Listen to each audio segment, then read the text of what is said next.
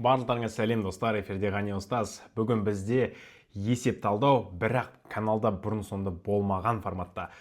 Тура алып кітапты подрядтан шығарайын дедім. Және де бүгінгі выпусктың бізде кейіпкері, бүгінгі выпусктың басты талданатын кітабы әрбір математик таңдаған оқушы негізі бұны білу керек, Рустюмова кітабы.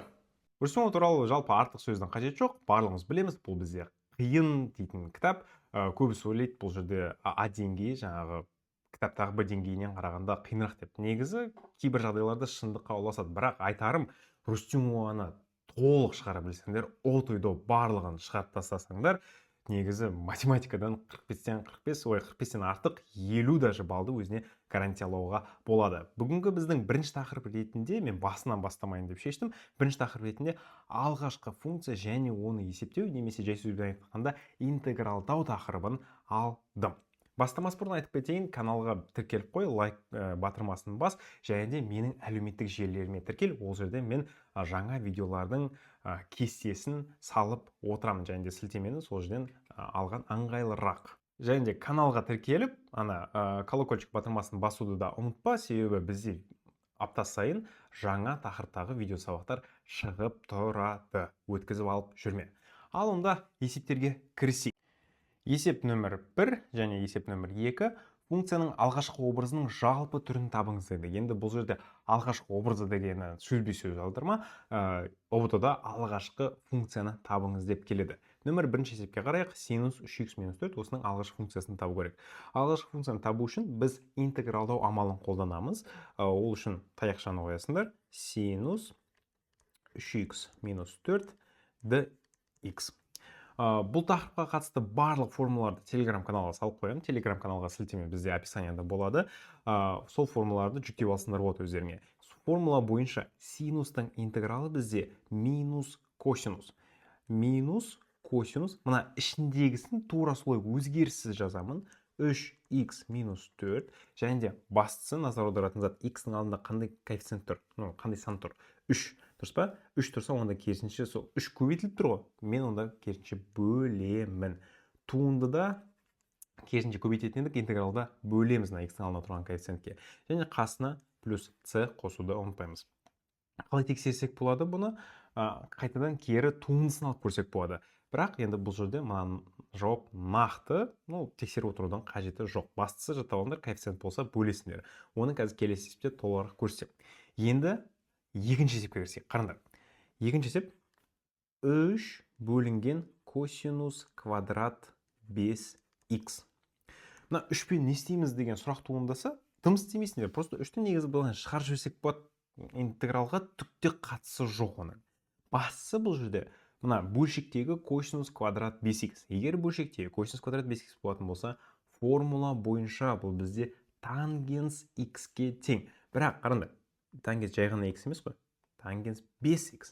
Значит, мына жерге тангенс 5х дейміз де, қайтадан еске түсіреміз. X-тің алдында 5 деген коэффициент тұр ма? Тұр. Значит, біз не істейміз? 5-ке бөлеміз. Яғни мына жерде 3 тангенс x, тангенс 5х бөлінген 5 шығады. Қасына плюс c қоюды ұмытпаймыз. Міне бізде бірінші екі есептің жауабы. Ары қарай. Нөмір 3 және нөмір 4. Қараймыз, мына жерде бізде уже екі интеграл бөлек-бөлек берілген. Яғни оларды біз бөлек-бөлек интегралдан себебі арасында плюс қойылған. Интеграл 2 синус x бөлінген 5 плюс 3 косинус 6х. Мына жерге бүйтіп жақша қалып dx деп қояйық. Теңдейміз. Әрқайсысын жеке-жеке алам. Басында енді сұрақ туындайды, мына 2 мен істейміз. 2 жай коэффициент, ол оған тиіспейміз. Синустың интегралын аламыз. Синустың интегралы минус косинус, яғни мына жерге алдына минустың басын қоямын, косинус деймін, ішіндегісі өзгеріссіз қалады. Жаңа енді ескеру керек зат. 5 алдыңғы неде есепте көбейтілді, 5х деп тұр, біз 5-ке бөлдік. Мына жерде x бөлінген 5 деп тұр. Біз керісінше 5-ке көбейтеміз. Көбейту 5 дейміз. И болды. Все. Интегралы алынды. Енді екінші функцияны қараймыз. 3 косинус 6х дейді. 3 косинустың интегралы синус 6х. Все. X-тің алдында 6 тұр, яғни 6-ға көбейтіліп тұр ғой. 6-ға керісінше біз бөлеміз. Так. И сәйкесінше енді осының барлығын қысқартып әдемілеп келтіретін болсақ, еще плюсын ұмытпаймыз. Бізде мынандай әңгіме шығады. Минус 10 косинус x бөлінген 5 плюс 2-ден 1 синус 6x қасына плюс c деген әңгімесі бар. Міне барлығы қысқарды, барлығы әдемі болып келіп тұр. Керемет, келесі нөмір 4-ші есепке кірсек.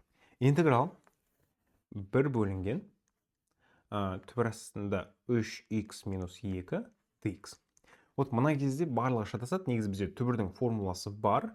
Оны да жаңа формула жинаған алсындар болады. Бірақ мен мына жерде басқаша шешім көрсетейін сендерге. Жалпы жаттап алыңдар. Интегралды пока қалдырайық. Түбір дегеніміз ол бізде 2-ден 1 дәреже, әрдайым 2-ден 1 дәреже ретінде қарастырсақ болады. Енді бастан бөлшекте тұрған ыңғайсыз да маған. Бөлшекте тұрса, бұл формула мен білмеймін, бұндай формула білмейді екенмін. Онда біз оны жаңа неге көтеріп алайық. Алымына көтеріп алайық. Қалай десіңдер? Просто дәрежесіне аласыңдар да минусты тіркей саласыңдар. Дәрежесіне минус тіркей салдық. dx әдемі ма? Әдемі. Вот мына уже бізде x-тің n дәрежесі dx дейтін нәрсеге сәйкес келеді.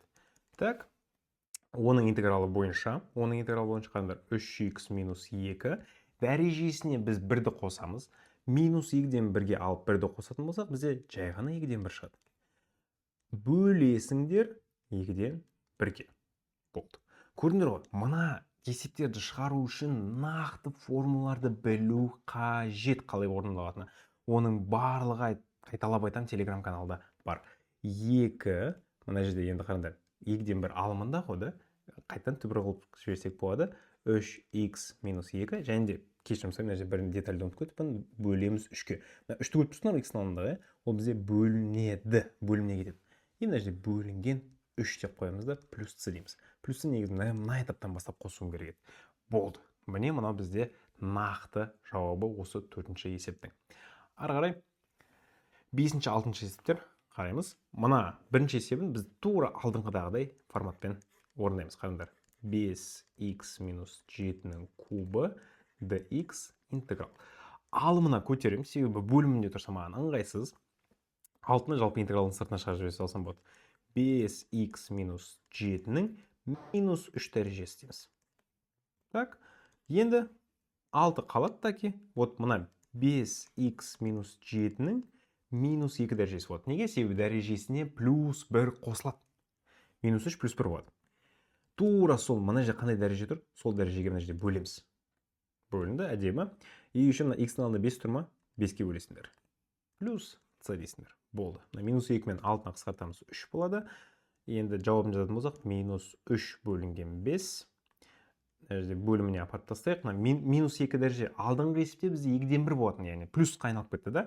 Мына жерде дәрежесіне минус сақталып қалды. Яғни біз қайтып барып бөліміне қайтаруға, бөліміне қайтару керекпіз. 5x минус 7-нің квадраты дейсіңдер. Болды, и плюс c. Міне осындай күшті жауап шығады екен. Ары қарай нөмір 6. Интеграл e 2x минус 3 dx. Экспоненті, яғни мына e дегеніміз экспоненті, қай жеріне де экспонентінің интегралда, туындысы да экспонентінің өзі. Яғни мына жерде біз e 2x минус 3 деп қалдырып кетсек болады. Әдемі ма? Әдемі. Бірақ x-ның алдында 2-дің көбейтіліп тұрғанын ұмытпаңдар. Бөлу 2 болады. И плюс c дейтін біздің магический заттың бар екенін ұмытпаймыз. Плюс c негізі госэкзаменде маңызды. Интегралдаған кезде ұмытып кетпеңдер. Былайша айтқанда, ұбт-да уже жауабында плюс c барлығында тұрады. Уже жауабымен беріп қойды сендерге. Так что қатты мына ойламай қойсыңдар болады, бірақ ұстап жүріңдер, мынаны обязательно ұмытпай жүріңдер. Былайша айтқанда, математикалық сауаттылықтарын арттыратын затта. Ары қарай. Нөмірі 7-ші және 8-ші есептер. Қараймыз, 2-нің 0,5x плюс 1 дәрежесі. 2 0,5x плюс 1 dx. Егер x бізде санның дәрежесінде тұрса, тура сол дәреже сақталып қалады. Бірақ, ұмытпау керек, ln сол негізге бөлеміз. Яғни тура сол нәрсе қалады, просто ln-ге бөлеміз. Және де біздің алдыңғы ережені ұмытпаңдар, x-ның алдында қандай сан тұр? 0,5 тұр. 0,5 көбейтіліп тұр ма? Біз керісінше 0,5-ге бөлеміз онда. Так, и плюс c. Енді осының барлығын бір әп-әдемі түрге келтіретін болсақ, қалай шығады? 2 0,5x плюс 1. Мына бөлінген 0,5 ол 2-ден 1 ғой. 2-ден 1-дегі мына бөлшегіндегі екісін алымына лақтырып жіберсек болады, алымына көбейту 2 болып барады. Яғни 2. Негіздері бірдей, значит, мына дәрежелерін қоссақ болады. Плюс-сын ұмытпайық. 2 0 5x плюс 2. Мына жерде мына бір дәрежемен мына бір дәреже қосылды. Бөлінген ln 2 и плюс-сы бар екен ұмытпаймыз. Болды. Әдемі ме? Әдемі. 8-ші есеп өте оңай функция. Кайф функция. Прям ұнатамын бұны. 2 бөлінген 4x минус 1 dx. Жаттап алыңдар. Жай ғана x түбірсіз, дәрежесіз, квадрат, кубсыз бөлімінде тұрса, все, әдемі функция ln, натурал логарифм. 2-сын просто былай алдына шығарып жібере саламыз. ln модульде 4x минус 1. X-ің алдында 4 бар екен ұмытпаңдар, бөлу 4 болады и плюс c. Значит, 2 мен 4-ті қысқартып жіберіп, 2-ден 1 ln модульде 4x минус 1 плюс c деп қоя салсақ болады. Әп-әдемі осындай жауап шығады екен. Кеттік ары қарай 9-шы және 10-шы есептер кірсек. Интеграл 1 бөлінген 3 синус квадрат x плюс 1 бөлінген x-тің кубы dx. Бірінші интеграл ол бізде котангенс. 3-тен істейміз дейсіңдер, 3 тура солай бөлімінде қалады. 3 минус котангенс x. Маңызды затына минус дегенді шатастырып жүрмеңдер. Котангенстің интегралы минус 1 бөлінген синус квадрат x. Минус жоқ, сондықтан ол минус мына жерде пайда болады. Ал мына функцияның интегралы қандай? X-тің минус 3 дәрежесі ғой. Онда біз оны плюс дейміз да, X-тің минус 2 дәрежесі бөлінген минус 2 дейміз. Вот. Бірден интегралдап жібереміз. Минус котангенс. Еще плюс c бар. Ағайларың осы постоянно ұмытады. Ағайдың қателіктерін жасамаңдар. Бөлінген 3 плюс 1 бөлінген. Мына жерге давайте минус деп шығара салайықшы. Не үшін ұстап жүрмін бұны? Минус 2 бөлінген x квадрат плюс c. Кайф па? Кайф. Болды. Есептің жауабы шықты. Қандай оңай заты қайталап айтам. Интегралдар дегеніміз бұл көбінесе формуланы дұрыс қолдана білу. Ал формуланы дұрыс қолдану үшін оны жаттау керек. Барлық формула телеграм каналда. Так, f от x.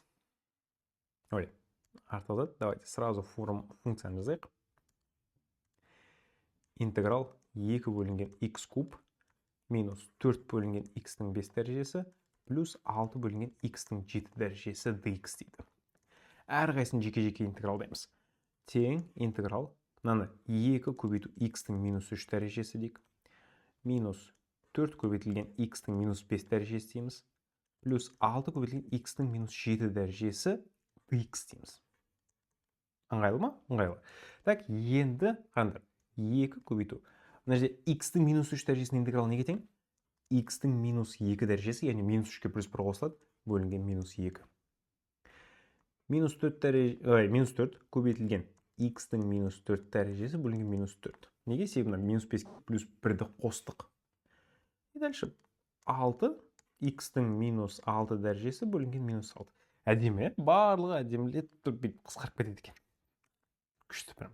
Еще плюсы бар екен ұмытпаймыз. Енді ақырғы жауапты жазатын болсақ, соңғы минус 1 бөлінген x квадрат плюс 1 бөлінген x-тің 4 дәрежесі минус 1 бөлінген x-тің 6 дәрежесі плюс c. Міне бізде есептің жауабы. Ал А тобының соңғы нөмір 11-ші есебі, міне алдарында, бұл уже сәл қиналатын есеп. Бірақ дәрежені білетін болсыңдар, в принципе, оңай. Так, мына жерде түбір асты. Давайте бірден бұны келтірейік дәреже ретінде.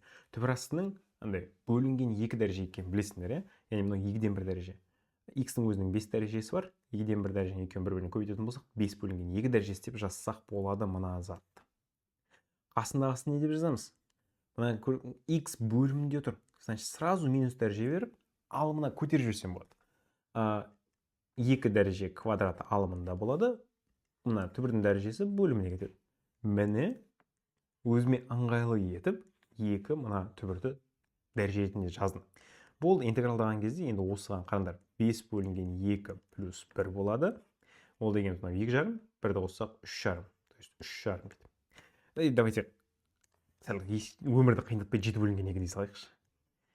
2-ден 7 плюс мына жерде минус 3-тен 2-ге плюс 1-ді қоссақ 3-тен 1 шығады.